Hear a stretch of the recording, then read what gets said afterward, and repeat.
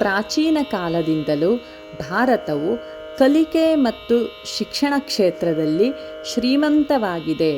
Europe, ಪೋರ್ಚುಗಲ್ನಂತಹ ಇತರ ರಾಷ್ಟ್ರಗಳೂ ಕೂಡ ಗುಣಮಟ್ಟದ ಶಿಕ್ಷಣವನ್ನು ಪಡೆಯಲು ಭಾರತಕ್ಕೆ ಬರುತ್ತಿದ್ದರು. ಪುರಾತನ ಕಾಲದಿಂದಲೂ ಸಾಂಪ್ರದಾಯಿಕವಾಗಿ ಅಭ್ಯಾಸ ಮಾಡಲಾಗುತ್ತಿರುವಂತಹ ಪ್ರಸಿದ್ಧ ಶಿಕ್ಷಣ ಪದ್ಧತಿಯಲ್ಲಿ ಗುರುಕುಲ ಪದ್ಧತಿಯೂ ಒಂದಾಗಿದೆ.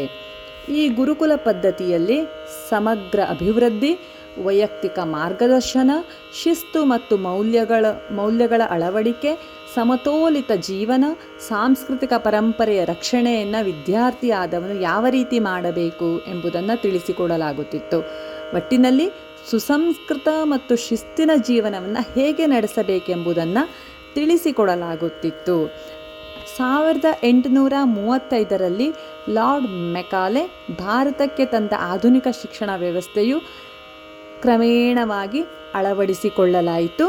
ಈ ಆಧುನಿಕ ಶಿಕ್ಷಣ ವ್ಯವಸ್ಥೆಯು ತಾಂತ್ರಿಕ, ವೃತ್ತಿಪರ ಕೌಶಲ್ಯಗಳ ಮೇಲೆ ಹೆಚ್ಚಿನ ಗಮನವನ್ನು ಹರಿಸಿದರೆ, ಈ ಗುರುಕುಲ ಪದ್ಧತಿಯು ಅಥವಾ ಗುರುಕುಲ ವ್ಯವಸ್ಥೆಯು ಮೌಲ್ಯಗಳು ಮತ್ತು ಸಮಗ್ರ ವ್ಯಕ್ತಿತ್ವದ ಬೆಳವಣಿಗೆಗೆ ಒತ್ತನ್ನು ನೀಡ್ತಾ ಇತ್ತು.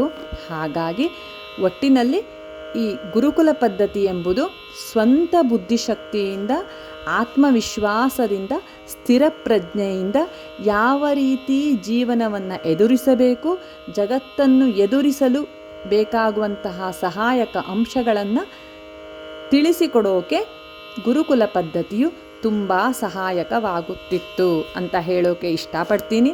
ಇದಕ್ಕೆ ನೀವೇನಂತೀರಾ?